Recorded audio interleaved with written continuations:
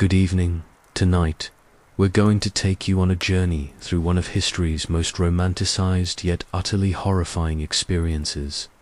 Life as a Crusader. Forget everything Hollywood has taught you about noble knights in shining armor riding valiantly into the Holy Land. The reality was a nightmare of epic proportions, a hellscape of starvation, disease, dehydration, and death that would break the strongest among us within hours. Picture this. You're marching hundreds of miles through scorching deserts and freezing mountains, your armor rusting against your festering wounds, your stomach gnawing at itself from hunger, your throat parched beyond imagination, while dysentery turns your bowels to liquid fire. You're surrounded by thousands of unwashed bodies, the stench so overwhelming it becomes a living thing. You'll witness acts of violence so brutal they'll haunt your dreams if you live long enough to sleep again.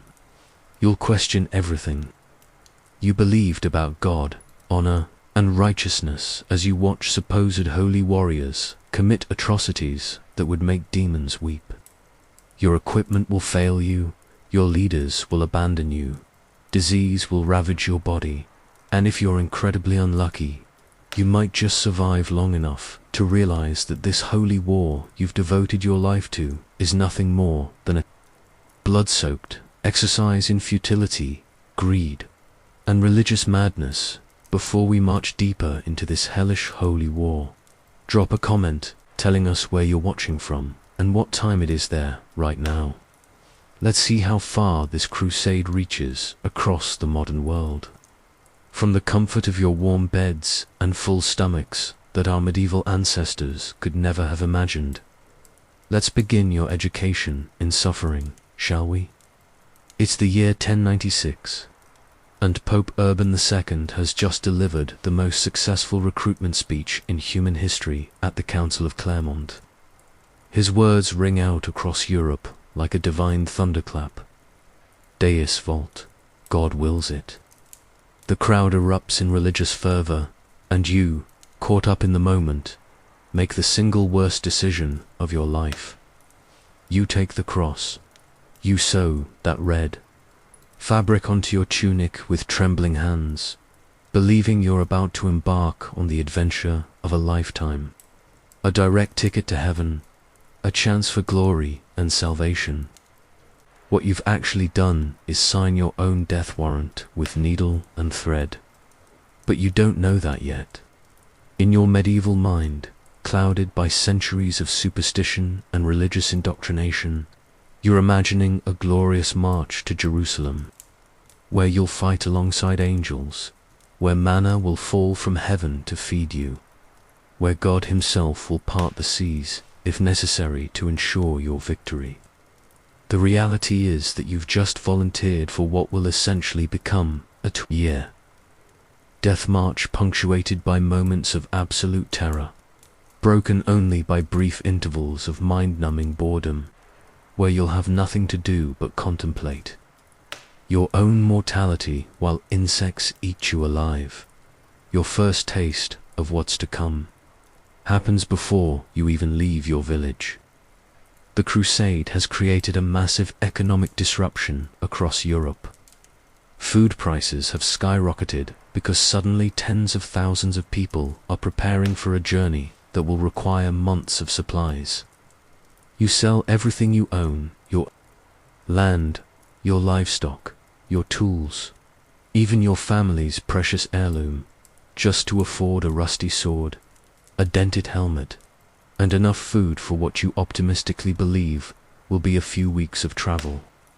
You have no idea that this journey will take years, not weeks, and that the food you've purchased will be gone within a fortnight, leaving you to subsist on whatever you can forage, steal, or scrape from the bottom of cooking pots. The local lord, who organized your group, promises that supplies will be waiting in Constantinople, that the Byzantine emperor has gold and provisions for all Christian warriors. What he doesn't mention is that he's never been further from home than the next village over. and his understanding of geography would make a modern kindergartner weep with frustration. Constantinople isn't just around the corner. It's over 1,000 miles away, through some of the most treacherous terrain in Europe. And even if you reach it alive, there's no guarantee the promises made by men who've never left their own counties will prove true. Your first day of marching begins at dawn, and within hours, the romantic notion of crusading starts to crumble like wet parchment. You're carrying roughly 60 pounds of equipment: your sword, your shield, what passes for armor in your economic class, cooking utensils, a blanket, and whatever food you could afford. Your shoes, if you're lucky enough to have them, are made of poorly cured leather that will disintegrate within weeks. Most of your fellow crusaders are barefoot, their feet already beginning to crack and bleed on the rough stone roads that were built by the Romans centuries ago and have received minimal maintenance since the empire's collapse. The first thing you notice is the smell. 30,000 unwashed bodies, each producing their own unique bouquet of body odor, rotting teeth, infected wounds, and various bodily functions create an olfactory assault that would knock a modern person unconscious. But this is just the beginning of your sensory nightmare. Add to this the smell of horses, mules, and oxen relieving themselves as they walk, the stench of rotting food, the acrid smoke from countless cooking fires, burning green wood, and whatever combustible material can be found, and the increasingly prevalent odor of death that will become your constant companion. The smell is so pervasive that it penetrates everything: your clothes, your hair, your skin, even your dreams. By midday of that first march, your feet are bleeding. The crude leather or cloth wrappings you call shoes have already begun to fall apart, leaving your feet exposed to every sharp stone, thorny branch, and piece of broken pottery scattered along the road. By evening, you're limping, each step sending jolts of pain up your legs. Within a week, you're walking on what can only be described as raw meat wrapped in whatever scraps of cloth you can find, begged, borrowed, or stolen from fellow crusaders. The lucky ones have developed thick calluses that look like armor made of hardened skin. The unlucky ones have developed infections that will cost them their feet, their legs, or their lives. There are no doctors in your group. Medical knowledge in the 11th century consists mainly of prayer, bloodletting with rusty knives, and the occasional herbal remedy that's more likely to kill you than cure you. The food situation becomes desperate, almost immediately, and in ways that would be unimaginable to modern people accustomed to abundance. The provisions you brought are gone within 2 weeks, consumed not just by you, but by the rats, insects, and mold that have claimed their substantial share. You're reduced to foraging for whatever you can find, roots that taste like dirt and provide almost no nutrition, bark from trees that cuts your mouth and provides even less sustenance, grass that your stomach can barely digest, anything that might contain some small amount of nutrition. The local populations along your route, initially sympathetic to your holy cause, quickly become hostile as thousands of hungry crusaders strip their lands bare like a plague of locusts, leaving famine and desperation in their wake. You learn to eat things that would have disgusted you just weeks earlier. Leather boots, softened by boiling, become a delicacy. Tree bark, when properly prepared, can fill your stomach even if it provides no real nutrition. Grass and leaves become staples of your diet. When you're truly desperate, you'll eat anything organic, insects, worms, even the occasional bit of carrion that hasn't rotted completely. The moral and psychological adjustment to this level of desperation happens gradually. But it happens to everyone who survives more than a few weeks on the march. Water is an even more immediate concern than food, and the water situation is infinitely worse than the food problem. The medieval understanding of sanitation is virtually non-existent. You're drinking from the same streams where thousands of people and animals relieve themselves daily, where the dead are often dumped when they become too numerous to bury properly, where every form of waste and filth eventually finds its way. The water tastes like death, literally and figuratively, but it's the only water available, and the alternative to drinking contaminated water is dying of thirst, which is considerably less pleasant than dying of dysentery. Dysentery becomes your constant companion, turning your insides to liquid fire that burns its way through your intestines with relentless regularity. You'll spend half your time doubled over in agony, wondering if God is testing your faith or simply punishing you for your sins, real or imagined. The other half of your time is spent in a haze of dehydration and fever, barely conscious enough to put one foot in front of the other. The irony that you're on a holy mission while your body betrays you in the most undignified ways possible is not lost on those crusaders with enough education to appreciate irony. The weather is merciless, in ways that your medieval European experience never prepared you for.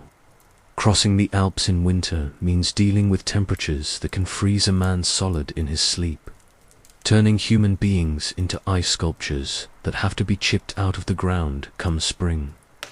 You'll watch fellow crusaders simply lie down in the snow and never get up again, their bodies becoming frozen landmarks for those following behind. The altitude sickness, unknown to medieval medicine, adds another layer of misery as your body struggles to function with insufficient oxygen, leaving you gasping and weak at the worst possible times.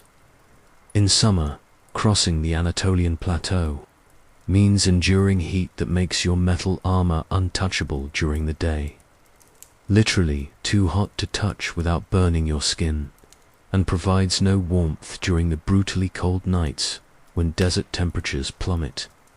Your European wool clothing, designed for the temperate climate of your homeland, becomes a liability.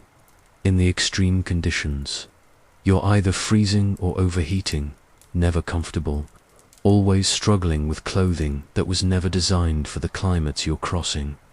Sleep becomes a luxury you can rarely afford, and when you do manage to rest, it's hardly restful. You're sleeping on the hard ground with nothing but a thin blanket between you and whatever rocks, thorns, or insects happen to be underneath you. You're sharing this space with thousands of others, packed together like sardines in conditions that would violate every health code ever written, creating perfect conditions for the spread of disease. The snoring, coughing, groaning, and various other noises of thousands of sick, exhausted people make actual sleep nearly impossible. Lice become your constant companions, covering your body in red welts that you scratch until they bleed, only to have the scratches become infected in the filthy conditions. The lice are joined by fleas, mites, and various other parasites that treat your body like an all-you-can-eat buffet. The itching is maddening, but scratching only makes it worse, creating open wounds that become infected and add to your growing collection of painful medical conditions. The violence begins long before you reach the Holy Land, and it begins with your fellow Christians. Religious fervor quickly transforms into mob mentality, and any group that's different, Jews, Orthodox Christians, even Catholics who don't speak your language or come from a different region, becomes a target. You'll witness massacres that would be called war crimes by modern standards, committed by men who believe they're doing God's work. The cognitive dissonance is staggering, but in your exhausted, malnourished, diseased state, Critical thinking becomes impossible. The massacre of Jews in the Rhineland cities provides your first taste of what Christian holy war really means. You watch as entire communities are slaughtered, men, women, children, infants, by crusaders who justify their actions by claiming that the Jews killed Christ. The logic is twisted beyond recognition. You're killing the descendants of people who allegedly killed the Prince of Peace in order to honor the Prince of Peace. The mental gymnastics required to make this make sense would challenge professional philosophers, but somehow thousands of crusaders managed to convince themselves that mass murder is a holy act.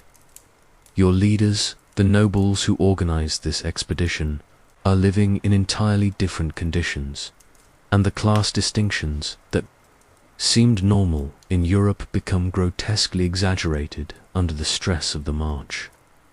They have horses while you walk, tents while you sleep on the ground, servants while you serve yourself, and access to whatever supplies can be procured through force or payment. They eat meat while you gnaw on leather. They sleep in relative comfort while you shiver on the ground. They have clean water while you drink from contaminated streams. The resentment builds daily, but expressing it would be tantamount to treason, punishable by death.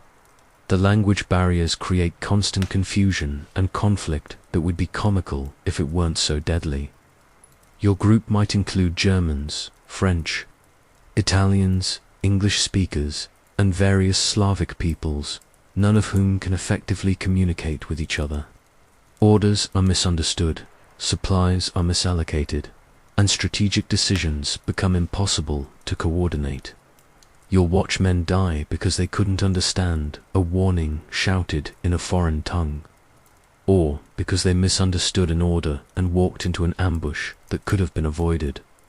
Disease spreads through your ranks like wildfire, through dry grass, and the variety of diseases you'll encounter reads like a medieval medical textbook of horrors. Typhus, spread by lice, causes high fever, delirium, and often death. Typhoid, transmitted through contaminated water, causes severe intestinal problems and fever. Dysentery, your constant companion, slowly dehydrates you to death. Scurvy, caused by lack of vitamin C, makes your teeth fall out and prevents wounds from healing. Various unnamed fevers sweep through the camps, killing hundreds at a time with no understanding of cause or cure. The mortality rate among crusaders was estimated to be around 90%. 9 out of every 10 people who began this journey would never return home. Think about that for a moment. If you started this journey with 10 friends, only one of you would survive to tell the tale. The lucky ones died quickly from disease or injury. The unlucky ones lingered for weeks or months, slowly wasting away while their bodies betrayed them in the most horrific ways imaginable, watched by friends who knew they would likely suffer the same fate. Your faith, initially a source of strength, and the reason you took the cross in the first place, becomes a source of torment and psychological crises. How can a just God allow such suffering among his faithful servants? Why are the righteous dying while the wicked prosper? You'll watch priests succumb to the same diseases as everyone else. Their prayers apparently unheard by the God they've devoted their lives to serving. The holy relics carried by the army seem to have no power to heal the sick or protect the faithful. The cognitive dissonance between what you were promised and what you're experiencing creates a psychological crisis that many crusaders never recover from. Even if they somehow survive physically, the battles, when they finally come, are nothing like the heroic engagements described in songs and stories back home. Medieval warfare is chaos incarnate, a screaming, blood-soaked melee where death comes from any direction at any moment without warning or dignity. Your training, if you had any, consisted of swinging a sword at straw targets in the safety of your village. The reality of combat involves disemboweling other human beings while they try to do the same to you, slipping on the blood and intestines of fallen comrades, and trying to distinguish friend from foe in the confusion of battle, while your vision is obscured by blood, sweat, and the crude eye slits of your helmet. The sounds of battle are unlike anything you've ever experienced.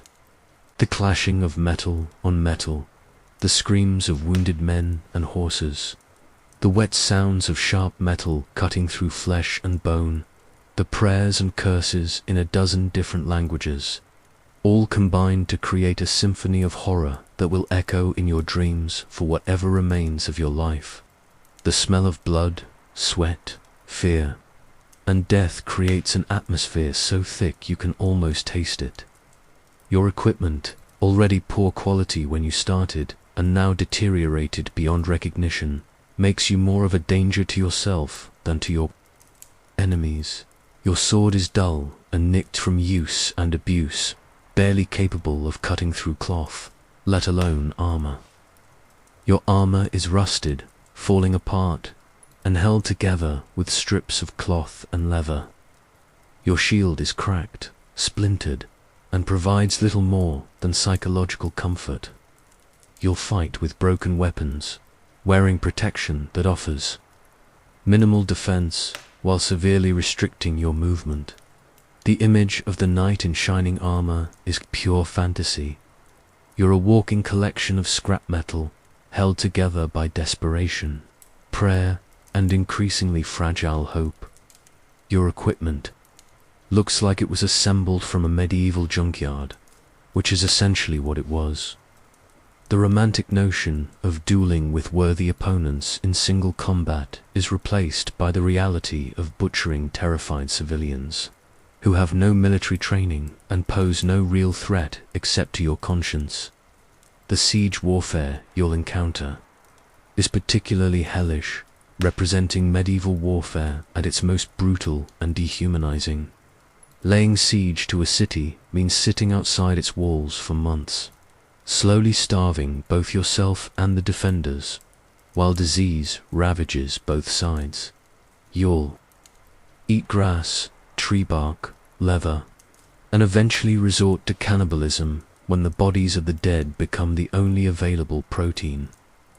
The taboo against eating human flesh, one of the strongest in Christian culture, erodes gradually under the pressure of starvation until what once seemed unthinkable becomes merely distasteful. The defenders will rain down arrows, boiling oil, molten lead, and literally everything they can find, including human waste, on your head as you attempt to approach the walls. The psychological warfare is as important as the physical warfare. The defenders will taunt you with descriptions of the food they're eating while you starve. They'll display the heads of captured Crusaders on the walls. They'll use catapults to launch decomposing corpses into your camps, spreading disease and demoralizing your forces when you finally breach the walls. If you live that long, the violence that follows would shock even modern warfare veterans accustomed to brutality. The sack of a city is licensed to commit every atrocity imaginable under the banner of holy war. Rape, murder, torture, and theft become not just acceptable but expected. The justification is that the inhabitants are enemies of God, but the reality is that months of starvation, disease, and psychological trauma have reduced you to something barely recognizable as human. Medical care is virtually non-existent, and what passes for medical treatment is often more dangerous than the original. Injury. If you're wounded, your treatment will consist of prayer and primitive surgery performed with unsterilized tools, by men with no medical training beyond what they've learned from watching other people die. A simple cut can become a fatal infection, as dirt and bacteria enter the wound. A broken bone, if improperly set, means permanent disability or death from complications. Amputations are performed without anesthesia using carpenter's tools, and the mortality rate from such procedures is astronomical. Dental problems, which affect almost everyone due to poor nutrition and complete lack of dental hygiene, can kill you through infection that spreads to your brain. Tooth extraction is performed with crude pliers, often removing more bone than tooth, creating massive infections that are impossible to treat with medieval medical knowledge. The pain from dental problems alone is enough to drive men mad, and there's nothing that can be done except prayer and alcohol. When available, the psychological trauma of crusading would be diagnosed as severe PTSD by modern standards, but in the medieval world, mental illness is seen as either divine punishment for secret sins or demonic possession requiring exorcism. You'll watch friends die horrible deaths, participate in atrocities that haunt your dreams, and slowly lose your grip on sanity with no understanding of what's happening to your mind and no treatment available. The concept of mental health doesn't exist. Madness is seen as a moral failing rather than a medical condition. The nightmares, when you can sleep at all, are filled with the faces of people you've killed, the screams of people you've watched die, and endless replays of the most traumatic moments of your journey. During the day, you'll experience what we now know as flashbacks, sudden vivid memories that make you relive traumatic events as if they were happening again. The hypervigilance necessary for survival in constant danger never turns off, leaving you unable to relax even in relatively safe situations. The sexual situation creates additional layers of misery and moral conflict that further destroy whatever remains of your faith and self-respect. Officially, Crusaders are supposed to remain celibate during their holy mission, following the example of Christ and the apostles. In reality, rape and sexual violence are common, both perpetrated by and against Crusaders. The hypocrisy is staggering. Men who claim to be doing God's work by day commit acts of sexual violence by night, creating a psychological and moral crisis that many never resolve. The camp followers who attach themselves to crusading armies include prostitutes who provide sexual services in exchange for food and protection. The moral contradiction of holy warriors using prostitutes while claiming to fight for Christian values is obvious to everyone, but somehow ignored by most. The spread of sexually transmitted diseases adds another layer to the medical nightmare, with conditions that have no names and no cures slowly destroying the bodies of those infected. The financial aspects of crusading quickly become a nightmare that would bankrupt a modern millionaire. Whatever money you brought is gone within weeks, spent on overpriced supplies from merchants who see crusaders as walking profit opportunities. You'll be forced to sell your possessions piece by piece, trading your sword for food, your armor for medicine, your horse for passage across rivers, until you're left with nothing but your failing body and your increasingly questionable faith. The merchants who follow crusading armies are among the few people who profit from the enterprise. They sell food at inflated prices to starving soldiers, water to the dying, weapons to the desperate, and medicine to the diseased. They charge exorbitant fees for transportation, accommodation, and every service imaginable. The irony that these profiteers, motivated by pure greed, are better fed and equipped than the holy warriors is not lost on the Crusaders themselves. The return journey, if you're among the tiny minority who survive to attempt it, is just as hellish as the outbound trip, but with the added psychological burden of knowing that your sacrifice was meaningless. You're now a broken, diseased, psychologically damaged shell of your former self, trying to make your way back to a home that may no longer exist, and a family that may not recognize the person you've become. Many Crusaders returned to find their families dead from disease or famine, their property seized by creditors or neighbors, their old lives impossible to resume. The economic disruption caused by the Crusades affects everyone, not just the participants. Widows and orphans left behind often face poverty and social isolation. Communities lose their most productive members, leading to economic decline and social instability. The physical disabilities acquired during the Crusades make it impossible for many survivors to resume their former occupations. A farmer who loses a hand to infection can no longer work his fields. A craftsman who develops chronic pain from untreated injuries can no longer practice his trade. The social safety net that might support disabled veterans in modern society simply doesn't exist in medieval Europe. The psychological changes are often more devastating than the physical injuries. Men who left as devout Christians return as bitter atheists or religious fanatics who can't function in normal society. The violence they've witnessed and participated in makes them incapable of the peaceful pursuits they once enjoyed.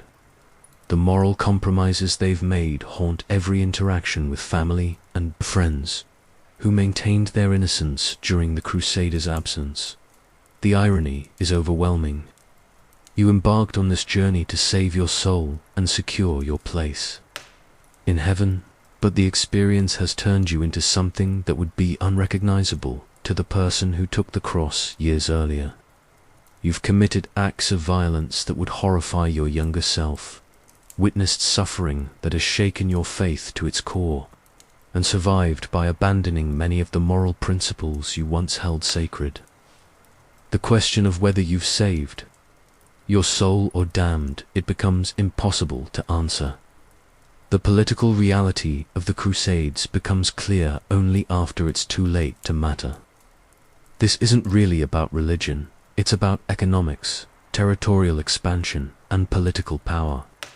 The nobles who organized your expedition have their own agendas, which rarely align with the spiritual goals they proclaimed publicly.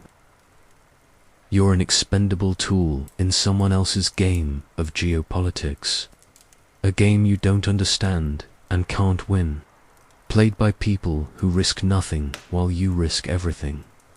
The Pope who called for your crusade lives in luxury in Rome, never experiencing the hardships he sent you to endure.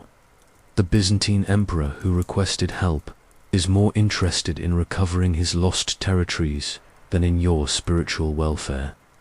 The Western nobles who lead the expedition are primarily concerned with carving out new territories for themselves, using your blood to purchase their advancement.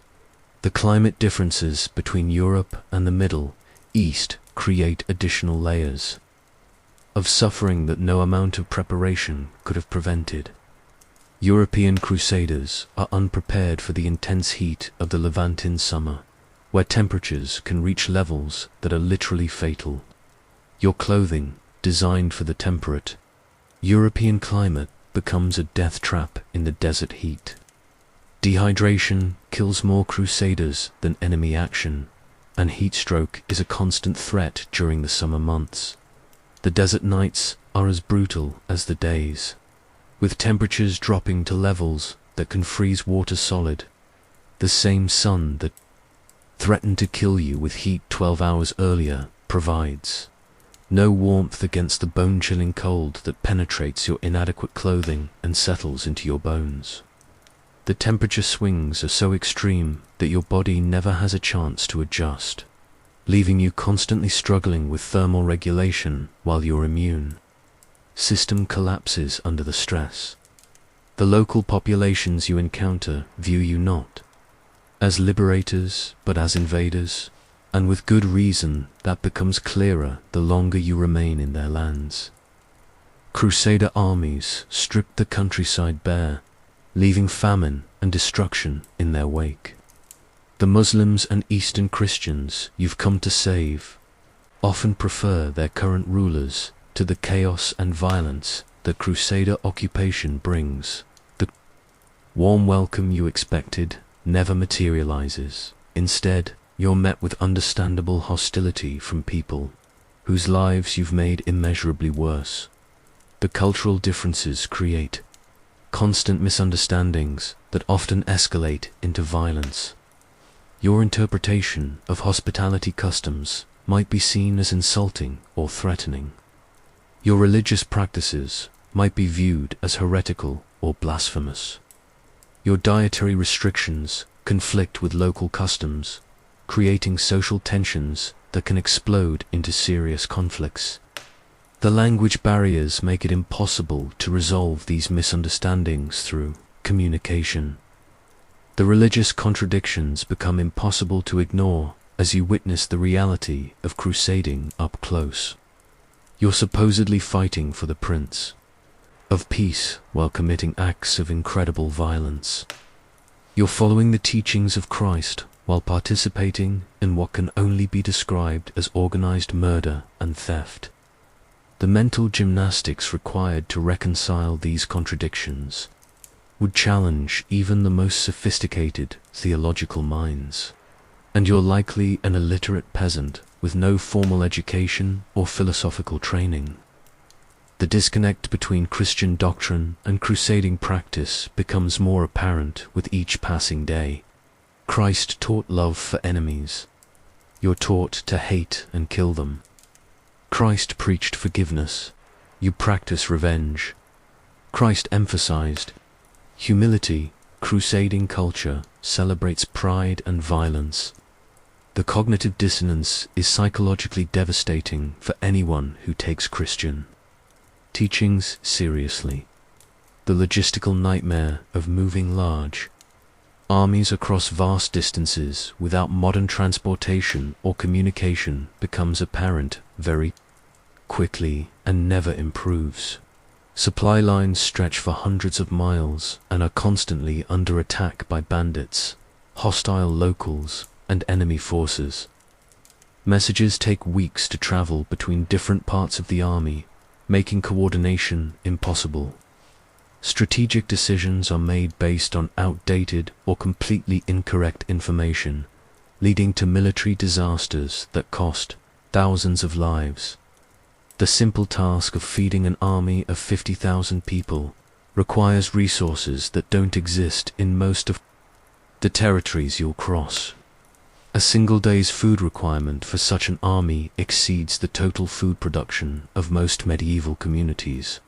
The mathematics of logistics make the enterprise impossible from the beginning. But this reality is ignored by leaders who have never had to deal with practical problems of supply and transportation.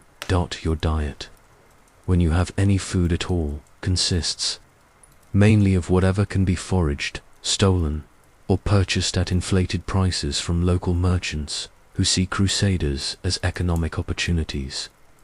Malnutrition becomes a constant companion, weakening your immune system and making you susceptible to every disease you encounter.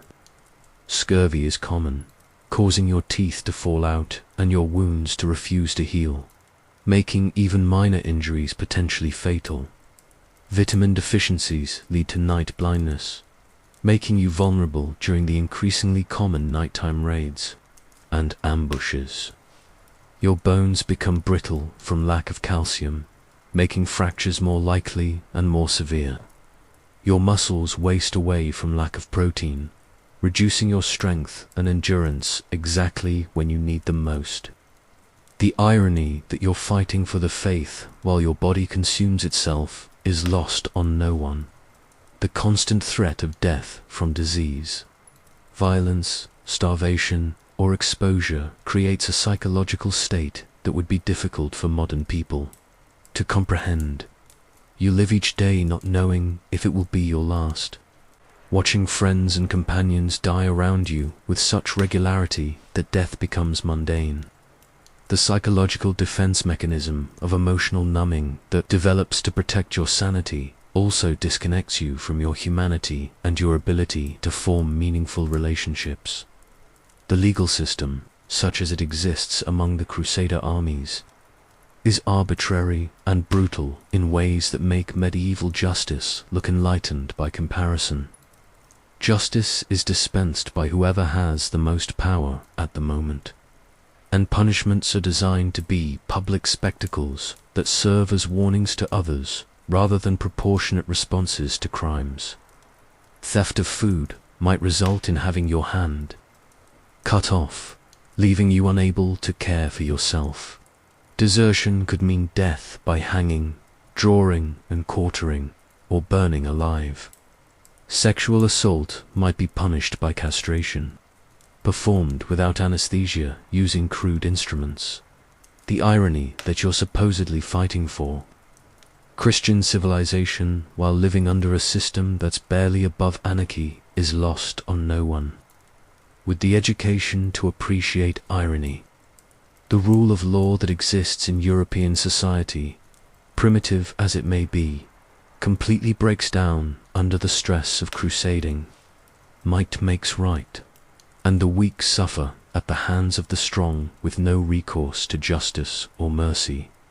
The environmental destruction caused by Crusader armies is staggering in its scope and long-term impact. Forests are clear-cut for fuel and building materials, leaving entire regions deforested. Agricultural land is stripped bare by foraging armies, destroying crops and leaving soil exposed to erosion. Water sources are contaminated by human and animal waste from the massive military camps, poisoning rivers and wells for miles around. The ecological damage lasts for decades after the armies pass through, contributing to famine and economic collapse in the affected regions. The cultural misunderstandings between Western Europeans and the peoples of the Eastern Mediterranean create constant conflicts that often escalate into unnecessary violence. Your crude understanding of local customs, languages, and religions leads to diplomatic disasters that could have been avoided with basic cultural sensitivity. What you interpret as hostility might be normal social behavior. What locals see as basic courtesy, you might view as suspicious or threatening. The role of women in the Crusades is largely ignored by popular history, but women did participate. In significant numbers, often as camp followers, merchants, or even fighters. Their experiences are even more horrific than those of men, as they face all the same dangers plus the additional threats of sexual violence and the particular vulnerabilities that come with medieval society's treatment of women.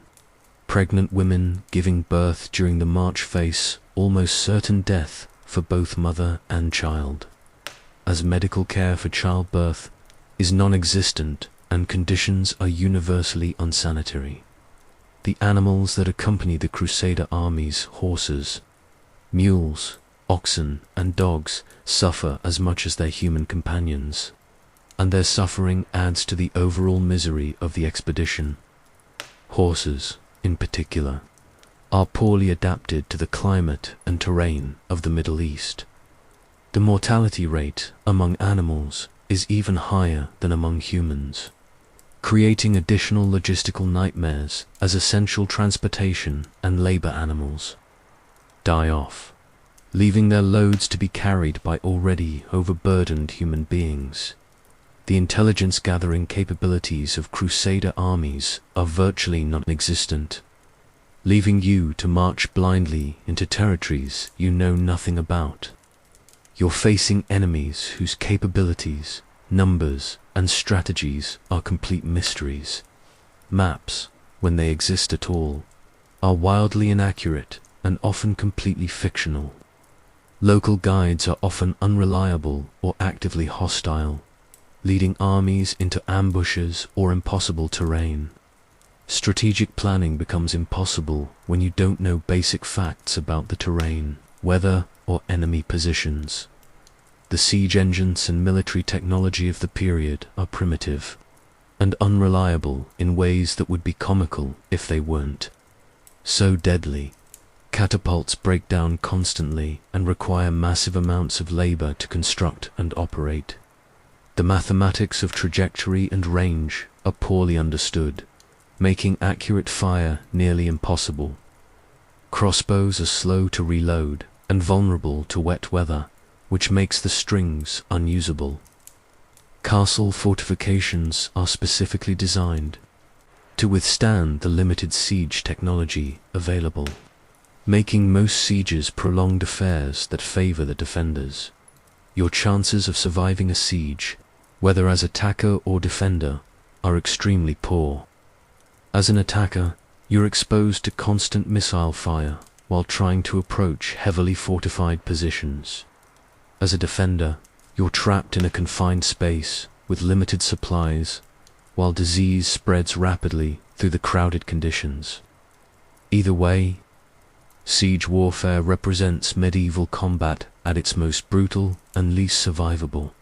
The communication problems extend beyond language. Barriers to include the basic mechanics of transmitting information across large, dispersed armies, moving through hostile territory. Orders from commanders might take days to reach all units, by which time the tactical situation has completely changed. Rumors spread faster than facts, leading to panic, desertion, and military disasters based on false information that could have been corrected with better communication systems. The economic impact of the Crusades on Europe is largely negative. For the common people who make up the bulk of the armies, massive resources are diverted from productive activities to fund these military expeditions that benefit no one except a small class of nobles and merchants. Agricultural labor is depleted as farmers leave to fight, leading to reduced harvests and higher food prices for those who remain.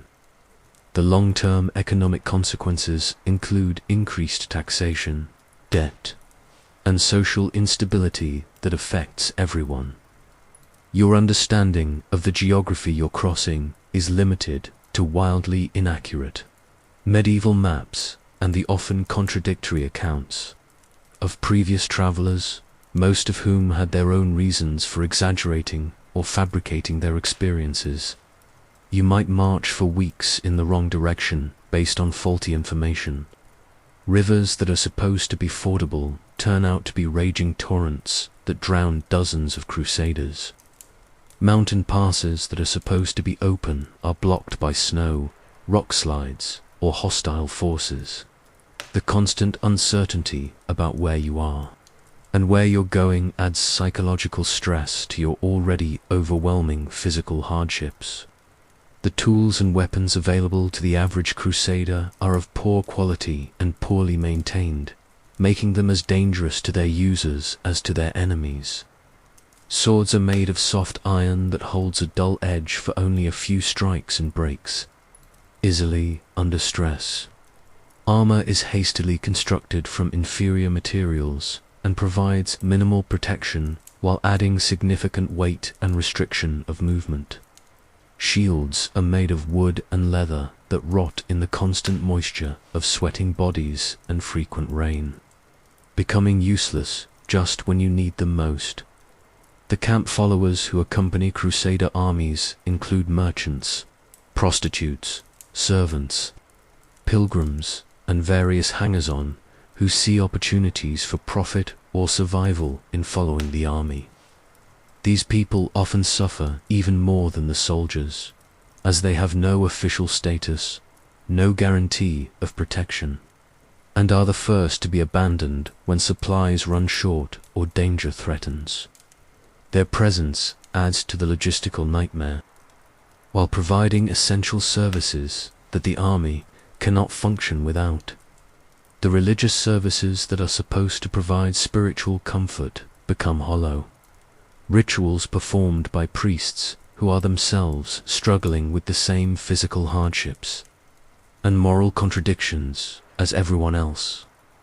The disconnect between the Christian message of love and peace and the daily reality of violence and suffering becomes impossible to ignore. Many crusaders lose their faith entirely, while others develop twisted interpretations of Christianity that justify any atrocity as God's will, creating psychological frameworks that would be recognized as pathological by modern standards. The few crusaders who do manage to return home often find that their families and communities can't understand or relate to their experiences. The psychological trauma they carry has no name and no treatment in medieval society. Many become social outcasts, unable to readjust to civilian life after years of violence and horror. The promised spiritual benefits of crusading turn out to be illusions, leaving survivors with nothing but physical and emotional scars that will never fully heal. The bureaucratic nightmare of medieval record-keeping means that many crusaders who survive are never officially recognized as having participated in the crusade, making them ineligible for whatever meager benefits might have been promised. The documentation required to prove service is often lost, destroyed, or simply never created in the first place. Veterans find themselves fighting new battles against indifferent administrators who have no interest in honoring promises made by long-dead nobles. The technological limitations of medieval medicine mean that even minor injuries can become life-threatening in ways that would be easily preventable with modern medical knowledge. A small cut becomes infected and leads to blood poisoning that kills you slowly and painfully. A broken bone, improperly set, results in permanent disability or death from complications that no one understands. Dental problems, incredibly common, due to poor nutrition and complete lack of hygiene, can cause fatal infections that spread to your brain while you remain conscious and in agony throughout the process. Surgery, when attempted, is performed without anesthesia, antiseptics, or proper surgical instruments. The mortality rate from surgical procedures approaches 100% for anything more complex than basic wound cleaning. Amputations are performed with carpenter's saws, while the patient is held down by multiple people. The screaming alone is enough to traumatize everyone within hearing distance, which in the close quarters of Crusader camps means virtually everyone. The clothing and personal items you brought from home quickly deteriorate under the harsh conditions of constant travel and combat, leaving you increasingly exposed to the elements. Your shoes fall apart, leaving your feet vulnerable to every sharp object and source of infection. Your clothes become rags that provide no protection from weather, insects, or thorny vegetation. Your blanket rots from moisture and use, leaving you without protection from the cold that kills as surely as any enemy weapon. Replacing these essential items becomes increasingly difficult as your money runs out and local populations become hostile to Crusader presence. The few merchants willing to trade with Crusaders charge prices that would be considered criminal in any civilized society. A pair of crude sandals might cost the equivalent of a month's wages back home. A simple woolen cloak could require trading away your only weapon. The water quality along the Crusade routes is universally poor by any reasonable standard, contaminated with bacteria, parasites, and chemical pollutants that would kill a modern person within days. You're drinking from streams contaminated by human and animal waste from thousands of sources upstream, from wells that haven't been properly maintained in decades, from sources that contain natural minerals and bacteria that your European digestive system was never designed to handle. Waterborne diseases become epidemic among Crusader forces, causing more casualties than all enemy action combined. The social dynamics, within Crusader armies create additional sources of conflict and suffering that make the external enemies seem almost irrelevant by comparison. Class distinctions from European society are maintained and often exaggerated, with nobles expecting service and deference from common soldiers even in the most desperate circumstances.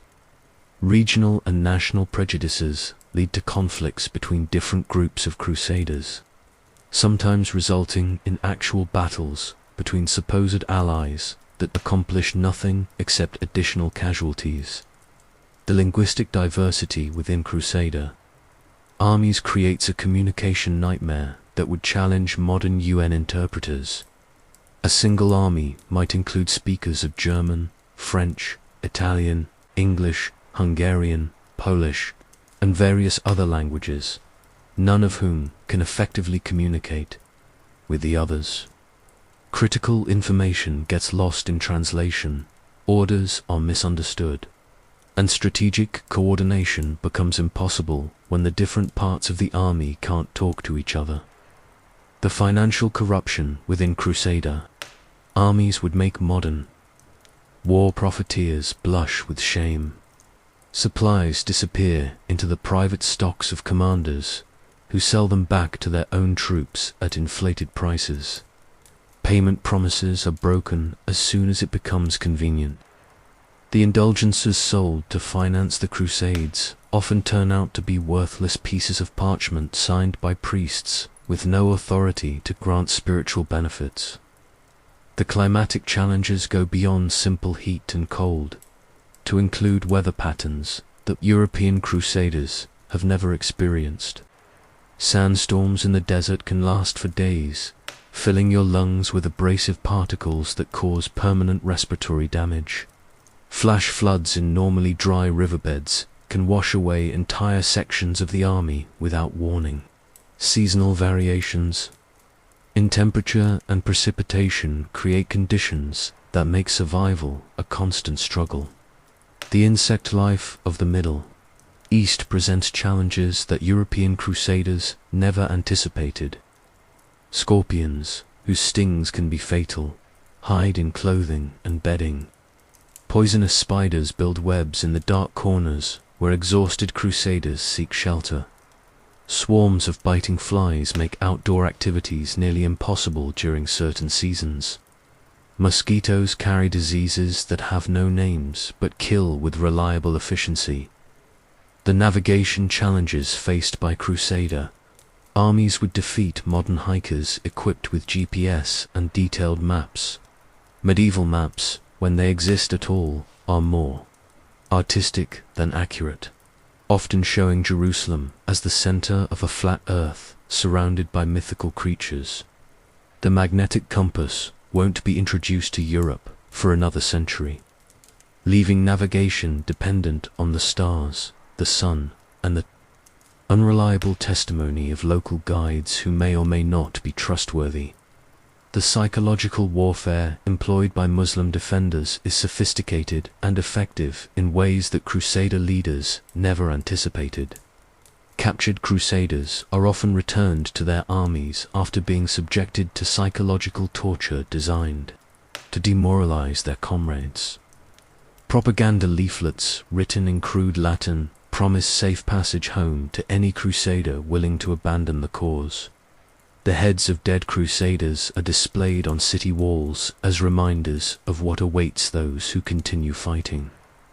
The seasonal variations in military activity create additional psychological stress as armies settle into winter quarters where disease spreads rapidly through overcrowded, unsanitary conditions. The enforced inactivity allows Crusaders time to contemplate the horrors they've witnessed and participated in, leading to psychological breakdowns that medieval medicine has no ability to treat. Suicide rates increase dramatically during winter months, when there's nothing to distract from the reality of the situation.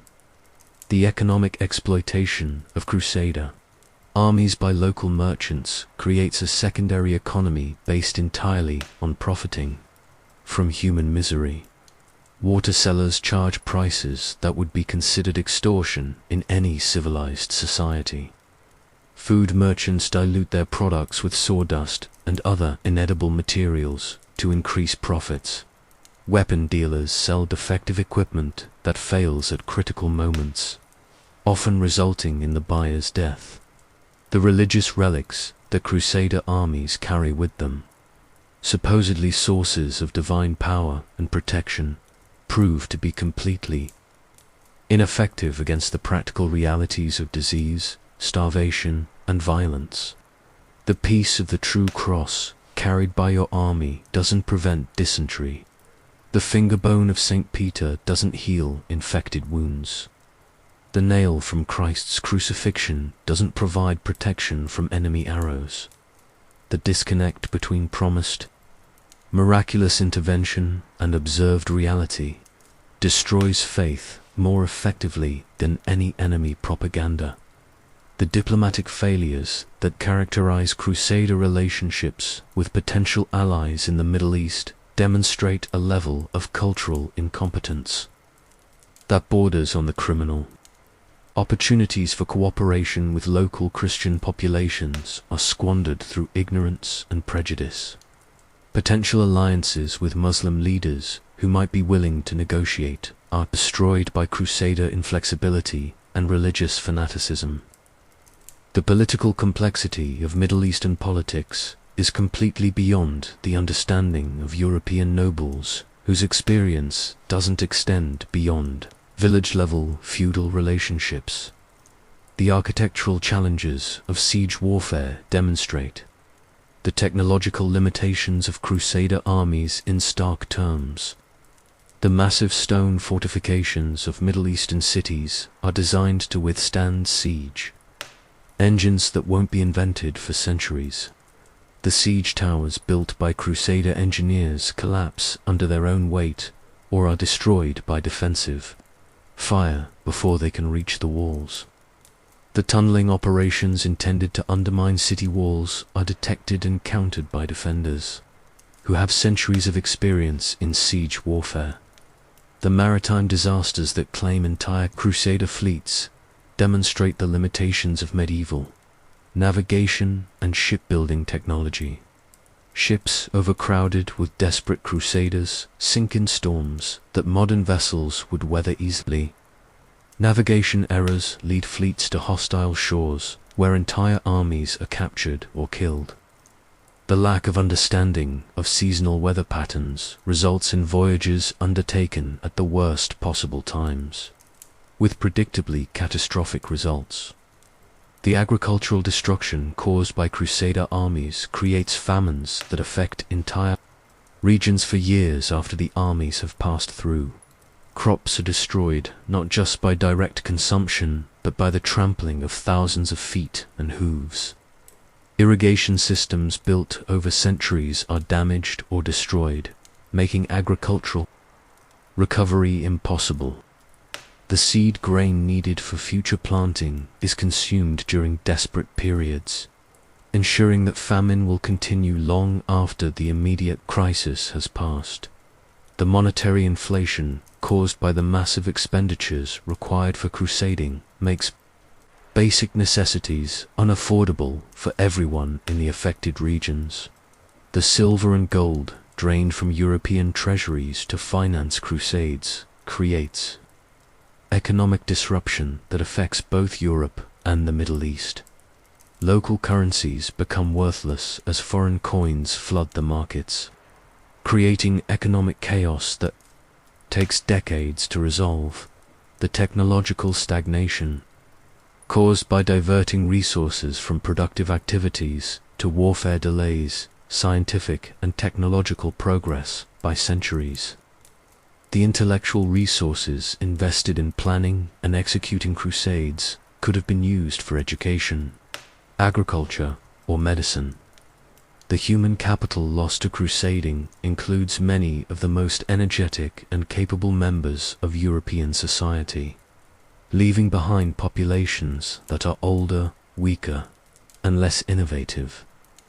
The environmental degradation caused by Crusader armies includes deforestation on a massive scale, as entire forests are cut down to build siege engines, ships, and temporary fortifications.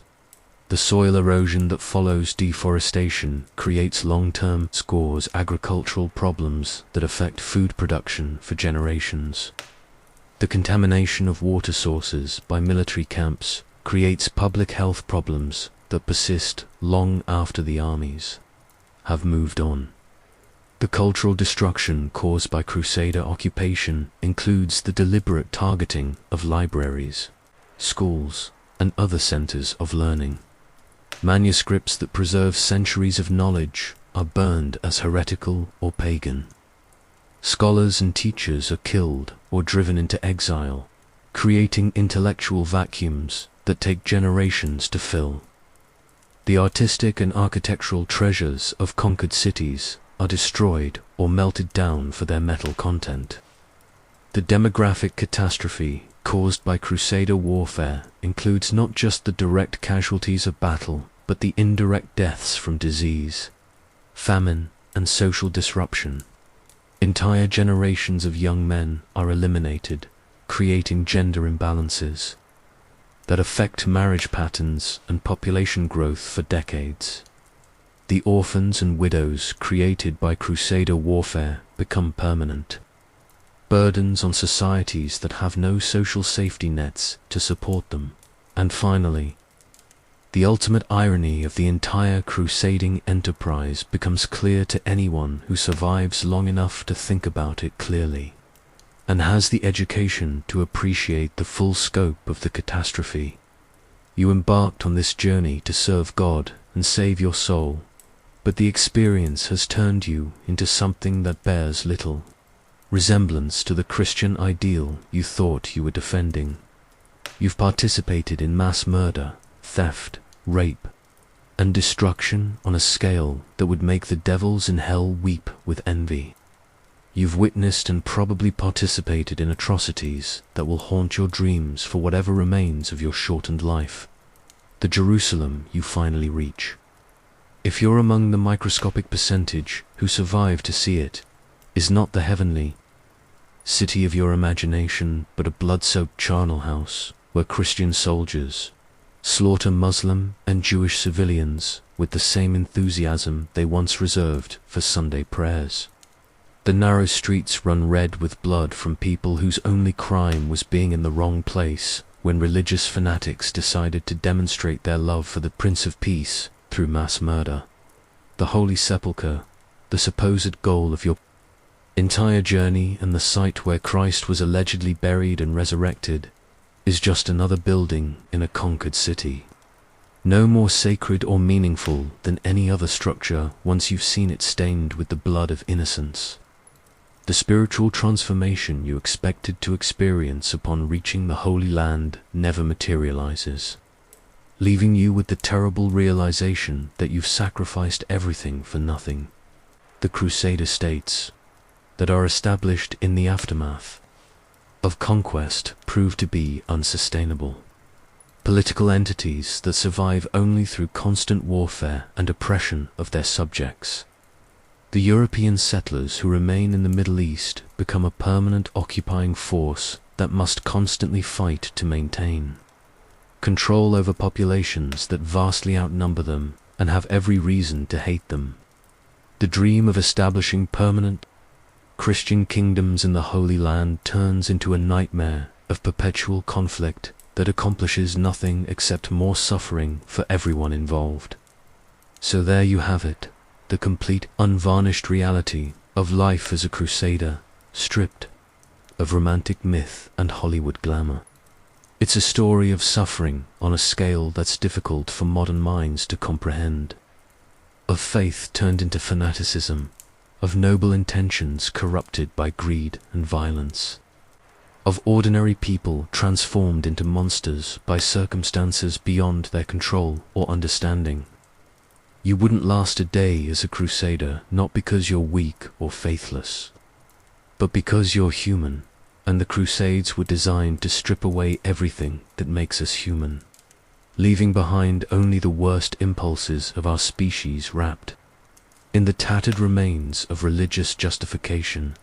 The next time someone speaks nostalgically about the glory days of Christian knighthood, or suggests that the Crusades were anything other than a humanitarian disaster of epic proportions, you can remind them of this simple truth. The Crusaders weren't heroes in a holy war. They were victims and perpetrators in one of history's most successful exercises in mass delusion. A multi-generational catastrophe that left hundreds of thousands dead and accomplished nothing except the creation of resentments that echo through history to this day. And if you still think you could have handled it better, if you still believe you would have been one of the few to maintain your humanity and your faith through this ordeal, then you've missed the point entirely. The Crusades weren't a test of individual character. They were a systematic destruction of human decency on a massive scale. A reminder of what happens when religious fervor combines with political ambition and mob psychology to create the perfect storm of human suffering. The legacy of the Crusades extends far beyond the medieval period, creating patterns of religious conflict and cultural misunderstanding that persist to this day. The stereotypes and prejudices that developed during the crusading period continue to influence international relations and religious dialogue centuries later. The economic disruption caused by crusading contributed to social and political changes that reshaped European society in ways that are still visible today. Perhaps most importantly, the Crusades serve as a permanent reminder of humanity's capacity for self-deception and rationalization. The same psychological mechanisms that allowed medieval Christians to justify mass murder in the name of love and peace continue to operate in modern conflicts. The ability to convince ourselves that our violence is righteous while our enemies' violence is evil remains one of our species' most dangerous characteristics. In the end, the story of the Crusades is not just a historical curiosity, but a warning about the dangers of absolute certainty, religious fanaticism, and the manipulation of faith for political purposes. It's a reminder that good intentions are not enough to justify terrible actions, and that the road to hell is indeed paved with the best of intentions, along with the bones of those who believed they were doing God's work while creating hell on earth.